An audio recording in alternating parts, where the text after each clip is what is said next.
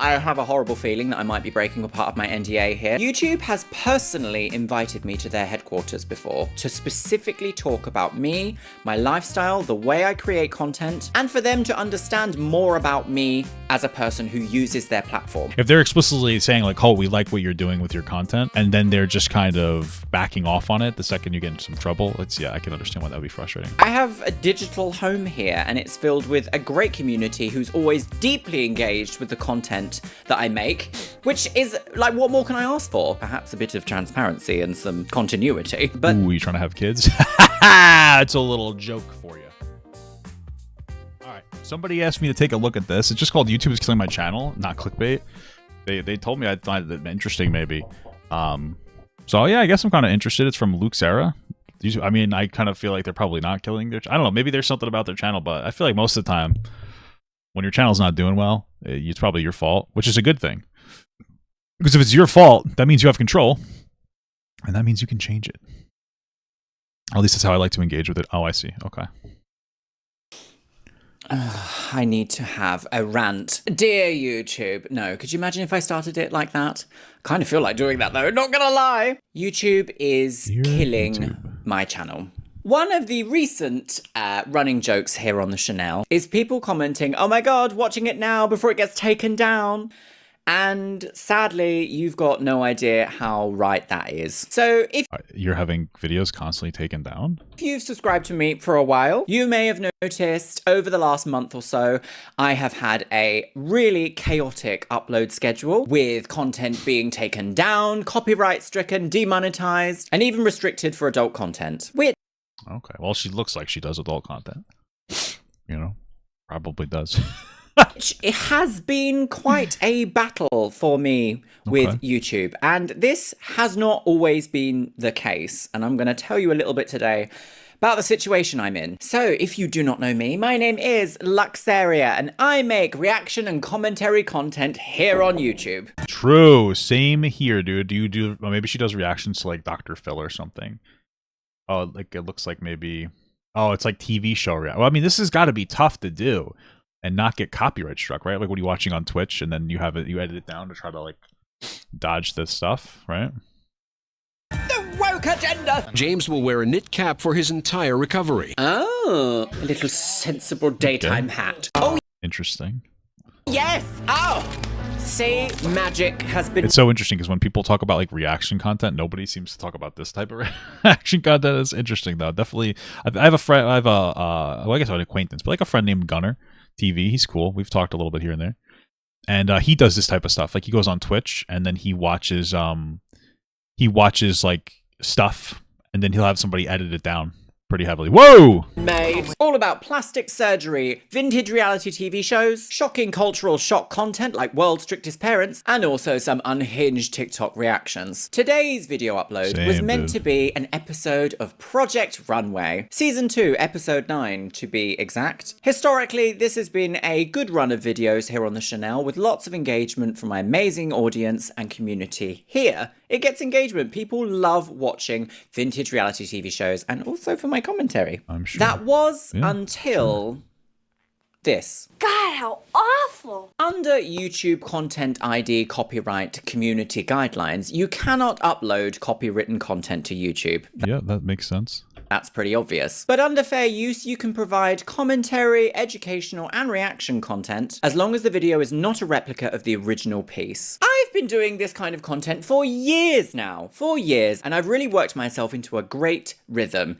If you don't know, this production is entirely... It sounds like what this video is going to be is it's going to be less of a YouTube issue, and it's going to be more of an issue of getting its stuff, like their stuff taken down by the copyright claiming system that companies have the ability to use. And YouTube usually takes a very hands-off approach when it comes to that stuff, because like they don't want to get involved in litigation, because my understanding is if they do get involved in it and they take a side, then they're setting a stage for themselves. Like one of the reasons why Twitch doesn't really do anything about people like flat out watching content, and they have other people go out of their way to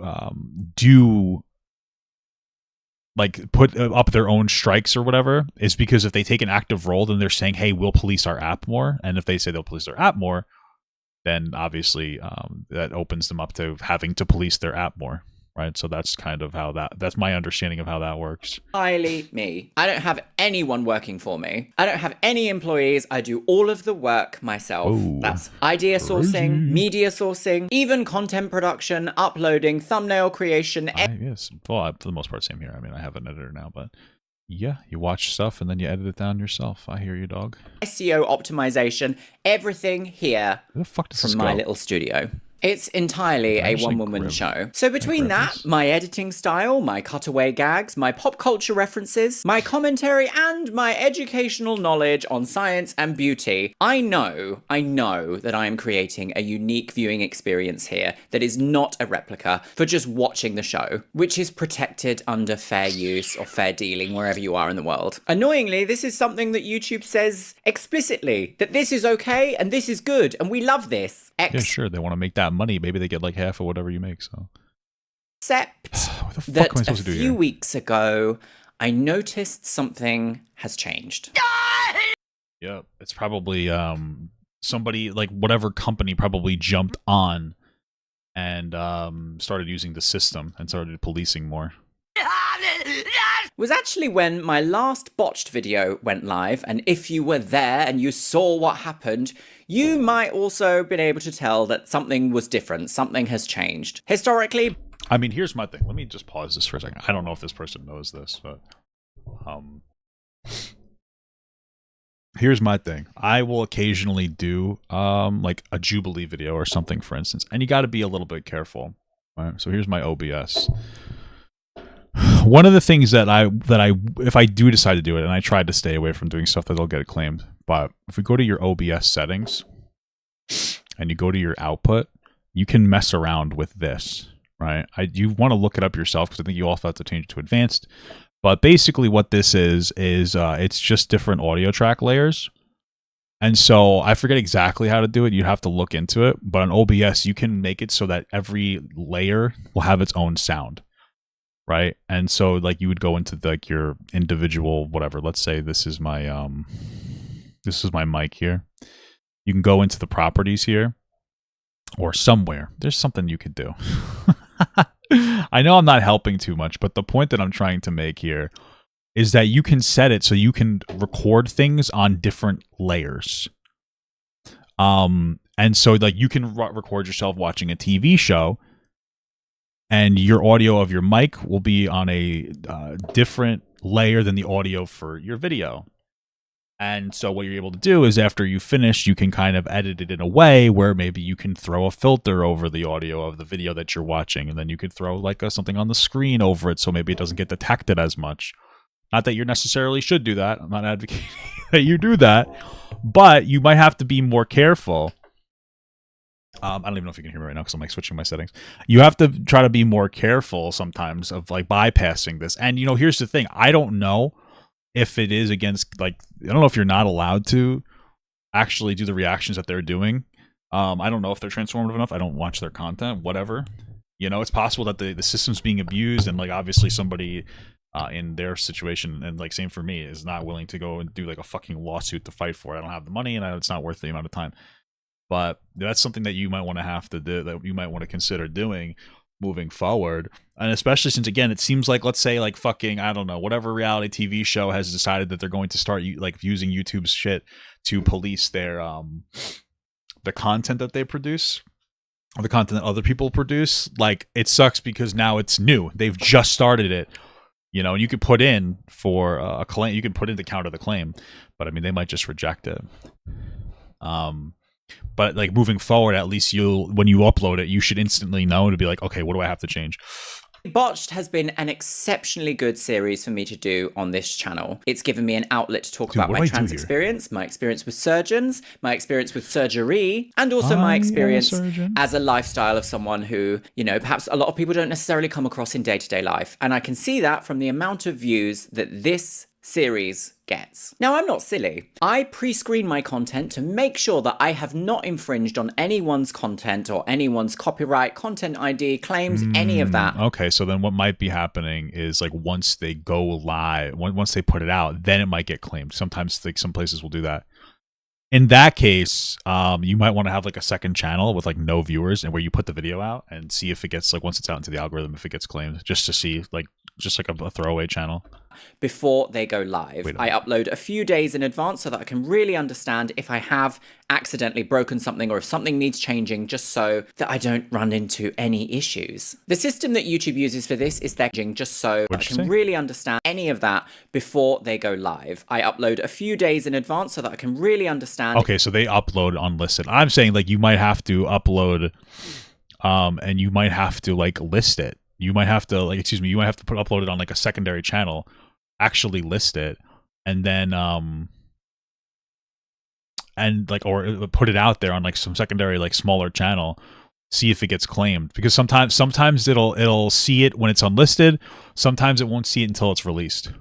If I have accidentally broken something or if something needs changing, just so that I don't run into any issues. The system that YouTube uses for this is their Content ID system. Now, they're not exactly transparent with how it works, but from the amount of videos I've done, it's pretty much just like somebody else will use their tool to take your video down. It's nothing to really do with them. Expect when you upload a video, it goes through a pool of content that can be considered similar, and it screens it for exact copies. That's entirely conjecture on my behalf, because that's what I would kind of lead to believe is being developed by product developers at YouTube. In that recent bots video, I noticed a difference with YouTube. Usually, if you do run into any copyright issues, you get a notification and it will tell you exactly what's wrong with the issue, what the issue is, what's wrong with the video, where it happens, what you've broken in community guidelines, essentially. Now, 1 hour of content that you see on my channel takes roughly 8 to 12 hours for me to produce. Now, that includes filming, audio mastering, editing,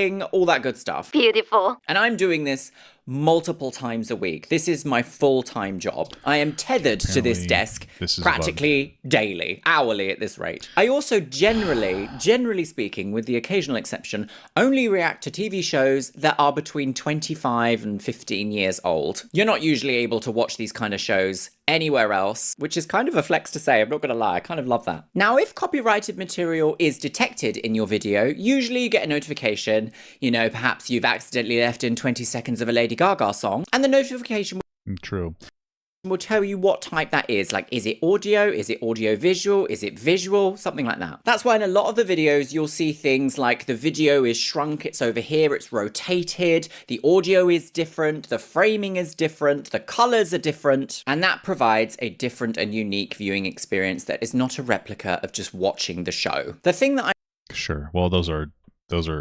dodges. But still do you know? I noticed was that the system has moved from audio-visual claims to audio only, and every section longer than 8 seconds is clocked. Dealing with this over the last few weeks, this sudden rule change without any sort of like transparency or understanding, like where or how that this has happened or what can be done about it. I've noticed conversations between two people be copyright clocked. I've noticed someone speaking to camera get copyright clocked. And even with the case in today's video, someone vaguely describing a dress that they have designed. And it has dawned on me, with the amount of times that I've tried to re-edit it, reframe it, redo something to make it still accessible, there's just no way that you can provide a unique viewing experience when the conversation is simply between two people speaking. I'm not going to change what these people are speaking and what they're saying. I tell you what is so annoying though, is that my videos recently are doing exceptionally well. People love watching them. The views are coming. I mean, maybe that's why people started to police it more. Maybe they realize that you're getting a lot of views and they feel like it's taking away from you. I wonder, I mean, they had to have tried to like contest it, right? Like there's no way they didn't try to contest the claims. That would be silly. Coming in and they're rising, and then cut off by this new policy. Now, well, again, I don't think it's a YouTube policy. I think it's more just I think it's just getting policed to a greater degree.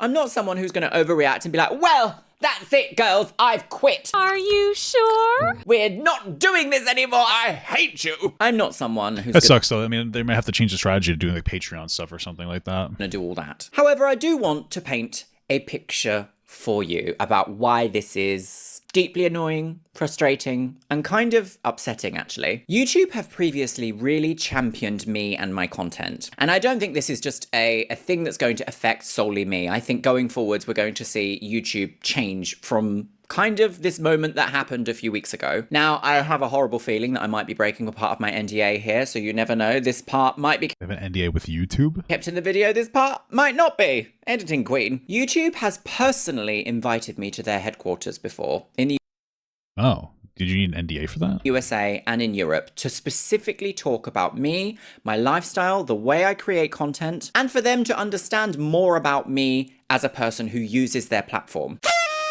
They even asked me to personally... This is not something afforded to every content creator. And this... Well, I mean, I could see why they would have additional frustrations then. If YouTube explicitly said like, hey, we like your content, you're doing really well. We want to pull you up. Then like, yeah, I could see why it would be really frustrating for them to kind of like take it back at a certain point. Like they're not doing anything. If they're explicitly saying like, oh, we like what you're doing with your content, and then they're just kind of backing off on it the second you get into some trouble. I can understand why that would be frustrating. This is certainly not something afforded to every YouTuber. The CEO of YouTube themselves has even tweeted about me before. They've consistently sung my praises, been very interested in me and my work. They love it when I make money for them. But this has left me feeling bitter. I mean, that makes sense. Again, like YouTube gave their stamp of approval to this person, and now they're kind of rescinding that. think is the word. They've just changed the rules of the game that they have told me I'm very good at playing. And that is in fact why a lot of the videos that I've been uploading recently have just suddenly come down, because they've made it through all the screening processes. I've done everything. For some reason, an hour, 2 hours after they go live, there's no issues whatsoever. Suddenly, I get an email from YouTube being like, actually, this video is worldwide blocked now. There's nothing you can do. And that is where the little joke I see in the comments of, oh my god's watching now before she's taken down, lol. Wouldn't it be nice if that wasn't the case? My god, wouldn't that be nice? Also, I've noticed that YouTube has been unsubscribing some of you, so if you could do me the app. Is that like, I think that they do unsubscribe people if they're like inactive or something. I personally am like chill with it, like whatever, if you don't watch my content, fuck off, you know what I mean? You know what I'm saying? Absolute honor. Just double check that you are subscribed and turn on that notification bell if you like, because, you know, I do upload twice a week, despite what YouTube might think. So with regards to the unique position that I'm in right now with my content here on YouTube, I've spoken to some friends about it, and I've kind of come to the decision that I need to make a bit of a pivot, a bit of a change. Okay. My desk just moved and gave me a heart attack, and she was like, oh! I mean, that makes obviously sense. Like, I mean, it makes sense to put this content still behind members only. Can you do that? Can you put it behind members only and still make money on that? Possibly. Yeah, maybe put it behind a members only content or something like that. Or put it on a Patreon and then try to do something else. You know? I heard you! I've recently been talking to my friends a lot about this, so I can sort of understand, like, if I'm the one being absolutely bonkers and if I'm asking too much of myself and the platform that I'm using or anything like this. Basically, some advice on how I can move forward with this. And it's annoying because YouTube themselves stay dead silent on this. And I find that a little bit insulting, so I'm going to paint a picture I mean, that makes, yeah, again, it makes sense. for you. Shall I paint you a lovely demonstration of how it feels sometimes? Sometimes, not all the time. I do love this platform. It's always going to be my home. I mean, there's always the possibility of either doing it on members only or on Patreon and then switching over to doing shorts, which are a lot less aggressive, and then even TikToks. TikTok videos, potentially. Like moving over to like TikTok. Do they have a TikTok? That's like where they put content. I don't even see a TikTok in here. They have a Patreon. Yeah, it seems like they do it on Twitch. Like TikTok, Instagram, YouTube, Instagram, Facebook.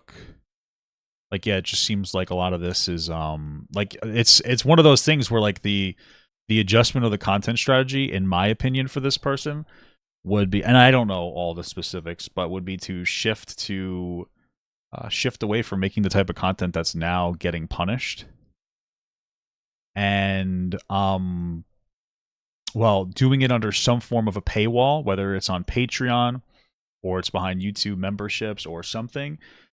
Produce shorts instead on TikTok, Instagram, Facebook, Twitter, blah, blah, blah, blah, blah, that plugs people going to your Patreon in some capacity without being like super overly aggressive, and then maybe still producing a different type of video content or something. That's all.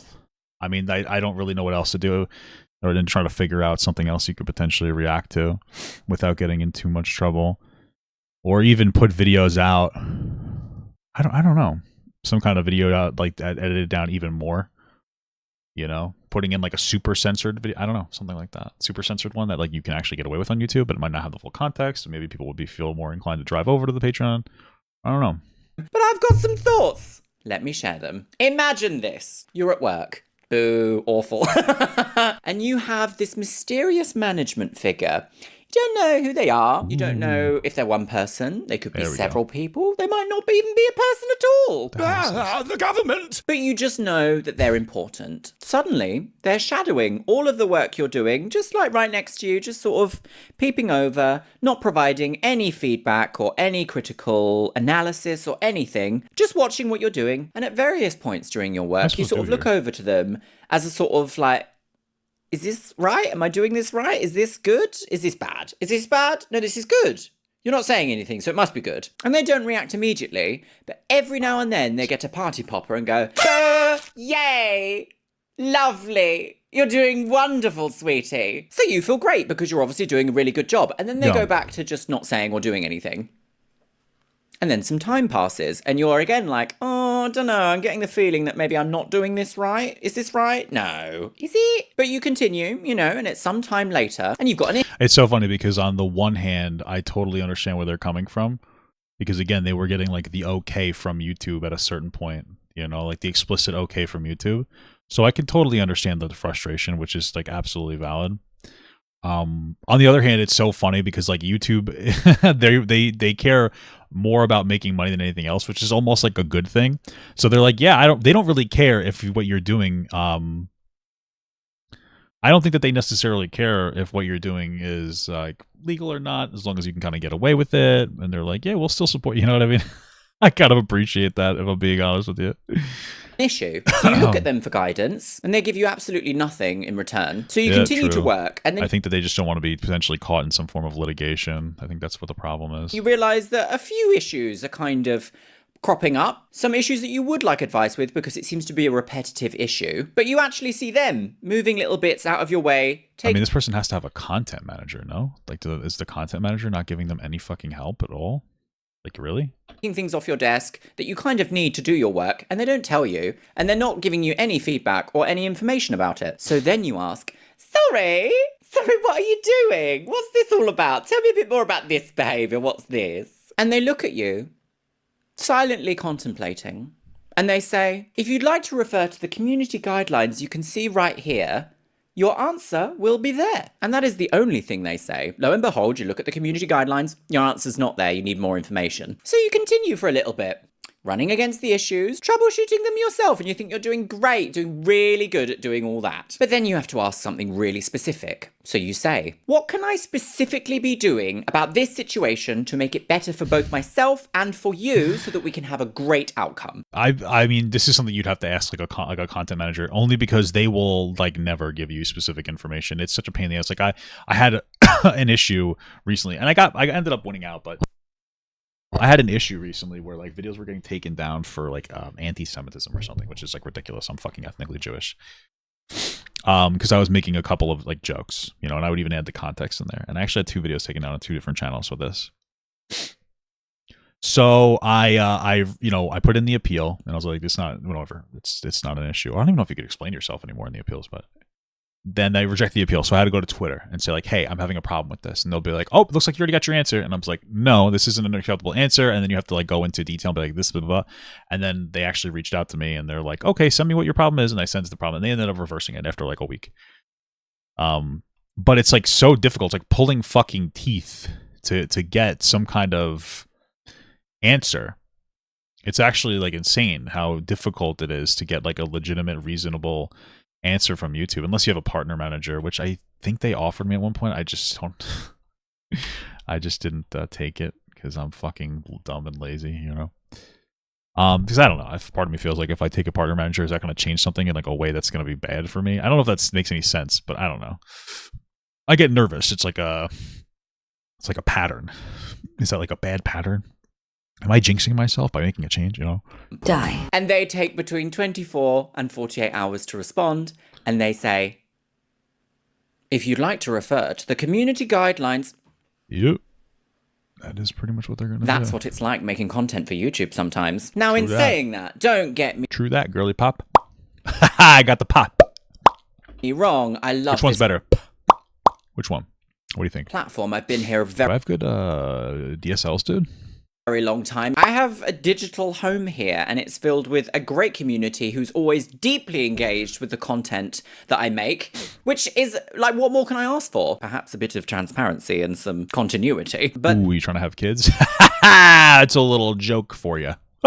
this recent change is very unwelcome and has directly impacted the amount of content and the type of content that I can make for this platform. Yep, that sucks. So I have to change or fade, and I am not a fader. So Yep, it sucks. I mean, I've been there fundamentally before where I feel like I've had to make a change or a fucking fade away.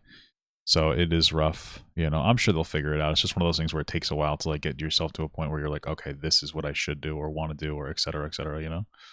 It can take a while sometimes to kind of get to that point where you really figure it out.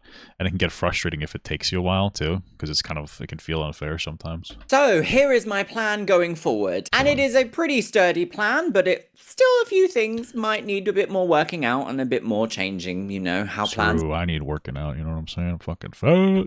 go. Sometimes you plan and things just change. I'm going to pivot my channel to much more commentary style. For example, if I say that my current content is 50% commentary, 50% reaction, that's going to be changing to more like 80% commentary, 20% reaction, which will hopefully allow me to reframe the content in a way that keeps the algorithm and keeps the content ID positions in place happy, and therefore not accidentally deeply upset and offend my invisible manager. Patreon has actually changed the way that they work recently, and they allow you to upload videos in 2K quality up to 12 hours long. Yes, they do. So tonight's episode of Project Runway will be available to watch on my Patreon, and it looks like the rest of the season is also going to only be available through Patreon due to recent policy change at YouTube.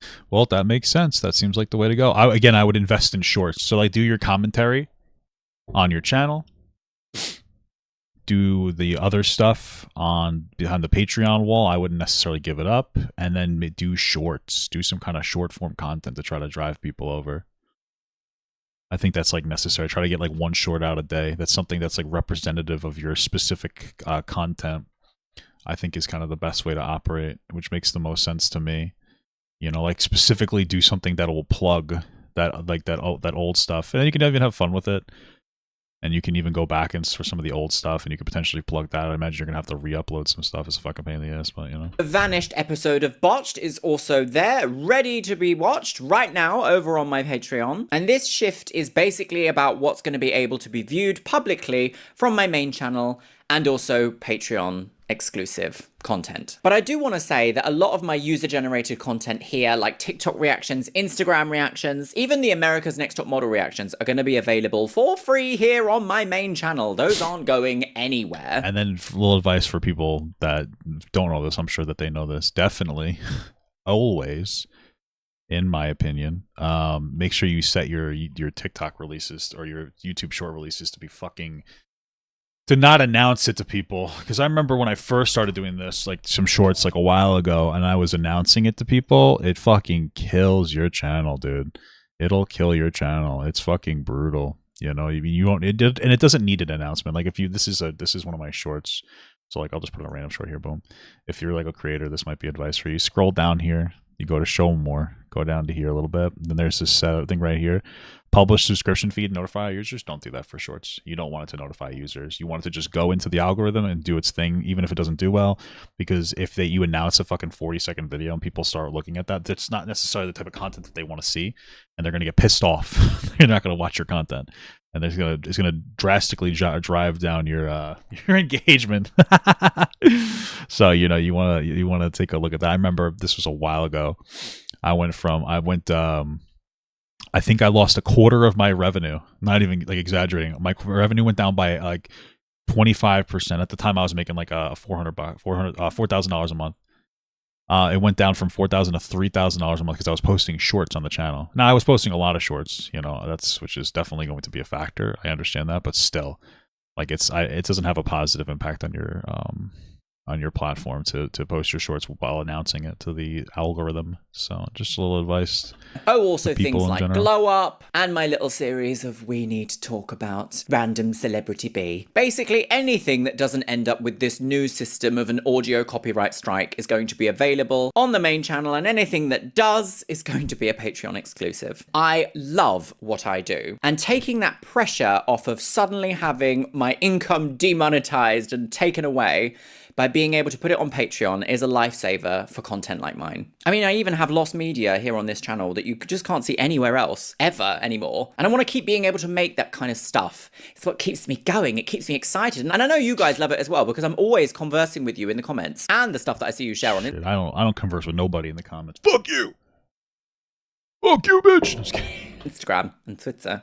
Not them. They're not a bitch. I'm just being silly. With this change, what the I've fuck also is this? updated my tier lists and tier rewards over on Patreon. You can see the link in the comments or in the description, and I'll even put it on the screen right here, right now. And I've made it explicitly clear on what you will get for the reward tiers. Everyone at the watch party tier will be available to watch all of my Patreon-only What's content, and that will include every copyright-clocked video that I made for YouTube. Currently, it is the worldwide blocked botched video and tonight's episode of Project Runway Season 2 Episode 9, and I'm also working on getting the full season of There's Something About Miriam on there as well. Alongside all this extra content, I will be doing a live stream monthly for my Patreon-only viewers, hopefully to create a little bit of a better community connection, because I don't know, there's just something about the world that needs that right now, if you ask me. I do Connection? Who the fuck wants any meaningful connection with people? Ew, gross. most importantly want to say, though, that I am not going anywhere. I will still be providing absolutely free content on this channel, also my second channel, Luxeria Labs, if you love that one. And that's not ever going to change, and it never will change, because I love this, and I love what I do, and I love this platform, and I just want it to do better, please. In fact, my next video will be an America's Next Top Model video, and that will be going live as normal on Monday, this coming Monday. So I'm not actually going anywhere, despite YouTube trying to kill my channel. But big changes I don't think they're trying to kill your channel, but I understand the frustration. in policy like this mean that I need to adapt, and I need to adapt fast, because unfortunately, being upset about something doesn't pay my rent. Sadly. Hopefully with this Shit, video, I'm gonna tell you something right now. It pays my fucking rent. you can understand my predicament a little bit better, and also get some answers as to what actually has been going on with the chaos on this channel recently. I am so thankful to this day to be a YouTuber, and I also understand how incredibly lucky it is, because it is hard work, perseverance, and a little bit of favor once every now and then from the algorithm. It's given me so much freedom in my life to be my own boss, to make my own job, to make my own hours, True. and to be as creative as I want to be. And that isn't always afforded to people in my community. Opportunity. Well, I'll tell you, it's always afforded people in my community. The white guy community. Wow, I just got fucking violated. Can be difficult to obtain. Honestly, it's kind of crazy that I'm even having to make a video like this, because a month ago, this problem just wasn't there. And it's honestly, it's not like I'm reinventing the wheel here. I'm not creating. Oh no, there's tons of content creators who do. Well, there's like 1,000 different types of reaction content. I mean, reaction content is at this point the fucking lifeblood of this platform in some way, shape, or form. Like, reaction content is insane. You know, it's like the legitimate lifeblood of this platform, which is why I think YouTube embraces it. You know, TikTok doesn't necessarily embrace it. You know, they're fucking annoying as shit about the way they to make it. It's actually super fucking annoying. Anything Okay. entirely brand new at the cutting edge of the avant-garde. I'm trying to share some personal anecdotes, maybe do a little bit of lost media recovery, create a good vibe for myself and my audience, and hopefully be entertaining. And I'm certainly not participating in the rise of fascism in the West. Oh, well, that is upsetting. What is this?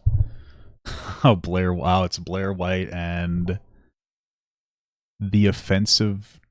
Ah, okay. How do they have a slur as their name?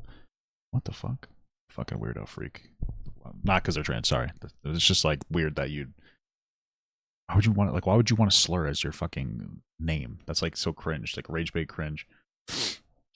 But apparently, I'm repeatedly flouting these new situations. So in all honesty, what can I do except try to mitigate these circumstances? I want to say a huge thank you for listening to this rant. It wasn't quite what I was planning on doing with my day-to-day, but you know, life can be exceptionally unpredictable sometimes. I just kind of came to the end of my tether today. I was like, no, actually, no, No! I'm going to share I don't see many creators react to the content Luxeria does. Yeah, I mean, the exact type content or the type, like, there's probably not.